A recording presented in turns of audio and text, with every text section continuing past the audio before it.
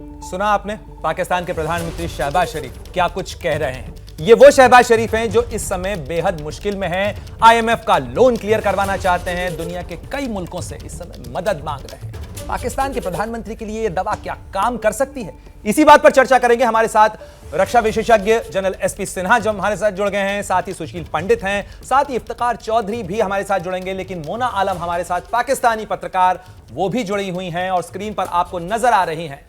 सबसे पहले मैं रुक करना चाहूंगा जनरल सिन्हा आपका। पाकिस्तान के संकट क्या है, उनकी हालत क्या है, यह हर कोई जानता है। ऐसे में जब उनकी जनता उनसे सवाल पूछ रही है, मदद मांगना चाह रही है और दरकार इस बात की है कि वो रोटी कपड़ा मकान के सवाल पर जवाब दें, वो पाकिस्तान का राग अलाप रहे हैं, कश्मीर का। देखिए, इसको आर्मी में हम लोग को सिखाया जाता है diversionary tactics, shifting of goal post. Match यहाँ हो रहा है, गोल पोस्ट शिफ्ट कर दो और आवाम को गुमराह कर दो। ये जो कश्मीर का चूरन है, 1947 से ये पाकिस्तान की आर्मी और हुकूमत जो है बेच रही है। और क्या मिला पाकिस्तान को? मिला क्या? बर्बादी। और ये जो मुझे ये शहबाज शरीफ जी जो बोल रहे हैं, इनको मैं इनकी काबिलियत के बारे में टिप्पणी करना पसंद, अच्छा नहीं लगता, लेकिन करना ज़रूरी है। इन्होंने कहा हमने 3 जंग लड़ा हिंदुस्तान के साथ और क्या कुछ बहुत लॉस हुआ। प्रधानमंत्री जी, आपने 4 जंग लड़ा है, 47, 65, 71, 99। कृपया करके इतिहास तो पढ़ लीजिए, आप प्रधानमंत्री हैं एक देश के, आप इतना भी नहीं जानते, पहली बात। दूसरी बात जो मैं कहना चाहता हूँ, ये कश्मीर का जो राग अलाप रहे हैं, आपके घर में झोपड़ी में आग लगा हुआ है, आपको फायर फाइटिंग करने की ज़रूरत है, आपको आग बुझाने की ज़रूरत है। आपको आपके गिलगित बल्तिस्तान में 5 सुसाइड केस हुए हैं और एक जो वारदात में बताऊंगा, मुझे 30 सेकंड देना तो आपकी आत्मा कांप जाएगी। एक बच्चा जो शू पॉलिश करता था, वो बाहर गया और माँ ने पूछा कि कुछ आज इनकम हुआ, तो बोला कुछ नहीं। तो बोला माँ भूख बहुत लगी है, कुछ खिलाओ। बोला बेटा घर में कुछ नहीं है, बाहर से कुछ देखती हूँ, कुछ मिलता है। तो जब माँ लौटी तो पंखा से लटका हुआ मरा हुआ पाया गया। आप इसका तो जवाब दे दो, आपकी आत्मा नहीं कांपती है? बिल्कुल जवाब भी लेने की कोशिश करते हैं जनरल सिन्हा। और मोना आलम हमारे साथ जुड़ गई हैं। मोना, ये जो सवाल है, ये जो उठ रहे हैं, फिलहाल पाकिस्तान के प्रधानमंत्री को जो जवाब देना चाहिए, वो जवाब देना चाहिए अपनी आवाम को कि पाकिस्तान के आवाम की मुश्किलें कैसे कम होंगी। जिन लोगों के बीच वो पहुंचे हैं, उनकी भी समस्या फिलहाल रोटी कपड़ा और मकान की है। देखिए, जो आप बात कर रहे हैं, जो इकोनॉमिक कंडीशंस हैं पाकिस्तान की, उससे तो कोई इनकार नहीं है और ये बिल्कुल फैक्चुअल चीज है। लेकिन मैं प्रॉब्लम ये आइडेंटिफाई कर पाई हूँ कि क्योंकि कश्मीर का जिक्र हो रहा है, और मैं तो बल्कि ये शिकायत करती हूँ, अपने गवर्नमेंट से भी करती हूँ, अपनी ऑपोजिशन से भी करती हूँ, जिसमें इमरान खान सबसे आगे हैं, ऑपोजिशन के एक तरह से लीडर है वो, unofficially, not in the parliament.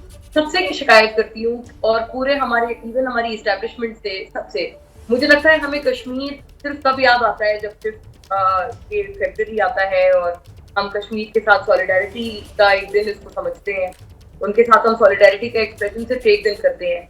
और उसके अलावा तो मतलब ये हमारी बहुत बड़ी शिकायत है। इवन कश्मीरियों को हम वहाँ ऑन ग्राउंड जाते हैं, रिपोर्ट करते हैं, उनसे बात करते हैं, हम उनसे भी ये बात फर्स्ट हैंड सुन के आते हैं कि वो कहते हैं कि जी आपने सिर्फ ये बात 5 फरवरी को आपको याद आती है या फिर आपको अगस्त में याद आ जाती है जब ये 370 और 35A वाला सिलसिला हुआ था, आप लोगों ने रिवोक किए थे। तो वो तो उल्टा हमसे ये शिकायत करते हैं। जहां तक इकोनॉमिक प्रॉब्लम्स का ताल्लुक है पाकिस्तान की, मैं ऑब्वियसली दीज आर फैक्ट्स, ये फैक्चुअल बातें हैं, इनको कोई डिनाई नहीं कर सकता। और बिल्कुल मैं इसको मानती हूँ कि यूएन की जो लिस्ट ऑफ रेजोल्यूशंस है, उनमें सबसे long with standing resolution Kashmir के ऊपर है। हम ये नहीं कहते कि कश्मीर हमारे पास आए। अगर पाकिस्तान में कोई ये भी कहता है, किसी की भी ये सोच भी है कि कश्मीर हमारे पास आए, तो मुझे लगता है उनको भी स्नब करना चाहिए। हमें बेसिक जो रिक्वायरमेंट है, जो डिमांड है, वो ये है कि जो जहां उनका दिल है, जहां कश्मीरियों का दिल है, वहां वो जाएं, उनको अपनी मर्जी से अपनी फ्यूचर का फैसला करने का हक मिले। इतने साल हो गए हैं वो इस हक से महरूम है। मैं इसमें पाकिस्तान वाले कश्मीर को भी इंक्लूड करती हूँ, भारत में आपके पास जो कश्मीर है उसको भी इंक्लूड करती हूँ, और ये हक उनको मिलना चाहिए। हम इस हक की बात करते हैं और कुछ भी नहीं।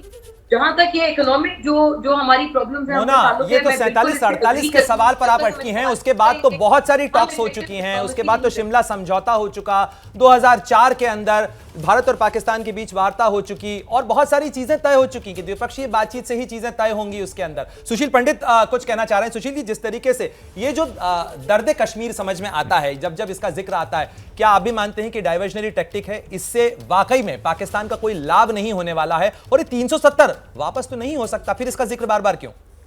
देखिए, जब तक पाकिस्तान में फौज है और फौज को अपनी होने की जरूरत पूरे मुल्क को एहसास करानी है, तब तक उनको कश्मीर का राग अलापते रहना पड़ेगा। जब तक उन्हें अपने लिए, अपने खर्चे पानी के लिए पाकिस्तान की मईशत से गला दबोच कर रिसोर्सेज लेने की जरूरत पड़ती रहेगी, तब तक उन्हें कश्मीर का राग अलापते रहना पड़ेगा। जब जब पाकिस्तान को बलूचिस्तान, सिंध, खैबर पख्तूनख्वा, गिलगिट बाल्टिस्तान, इन पूरे इलाकों से जो रिबेलियन की खबरें आती रहती हैं, पाकिस्तान टूटने के कगार पर जाता रहता है, तब तब उनको भारत का भय दिखाना और कश्मीर का राग अलापते रहना पड़ेगा। यह पाकिस्तान की मजबूरी है। दिक्कत आज ये है कि ये किस मुंह से कश्मीर को कहते हैं कि ये यौमे यकजहती है। उनको भी आटे की लाइन में खड़ा करना है क्या? हम तो डूबे हैं सनम, तुमको भी ले डूबेंगे। हालात देखिए, कहां तो पाकिस्तान के आपने जो जिक्र किया वो बहुत महत्वपूर्ण हो जाता है। क्या मजबूरी है मेरी, बताइए। मैं अभी आपको बताती हूँ कि मैंने ओए होए होए होए, नमकीन के चटकारे लेते हुए टकटकी मार के डिबेट शो को पॉज रिपीट कर करके देख रहे हैं जोगिंदर जी। इनकी तरह आप भी देखें अपनी फेवरेट डिबेट्स को रिपीट कर और डाउनलोड कीजिए एबीपी लाइव ऐप अपने स्मार्ट टीवी पर।